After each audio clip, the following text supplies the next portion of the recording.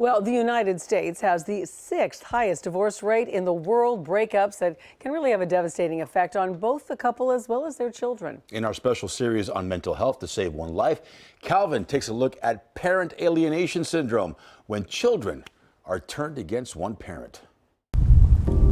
Holly Dressen was emotionally shattered when 15 years of marriage came to an end, and so did her connection with her children. How do you move forward from a family with 4 children, and how does that work? And so the anxiety and the depression lied right there in front of me, and I didn't know how to make sense of it one way or another. Holly says her ex turned her children against her, cutting all forms of communication.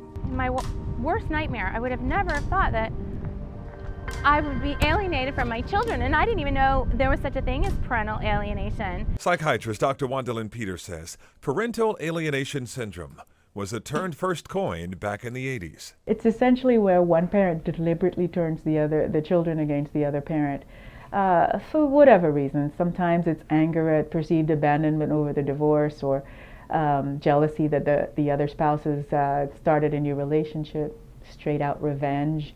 You know, you're leaving me, and so I'm going to make your life miserable and keep the kids to myself. Dr. Peters says the sad reality is that parents who damage their children's natural affection for the other parent are doing serious and even abusive damage. They end up feeling guilty and having trouble bonding with both parents because, okay, if I go with mom, I agree with mom on this, or I agree with dad, then I'm disappointing the other parent. They feel like they have to sort of pledge allegiance to a parent in order to be acceptable, and that's a really horrible position to put a child in. They're essentially being weaponized. Holly channeled her emotional pain through poetry, and with the help of therapy, overcame her depression. She recently celebrated a breakthrough, a brief visit with her 4 children after almost a year apart. And by the grace of God, I'm telling you, without my faith, I would have never made it through.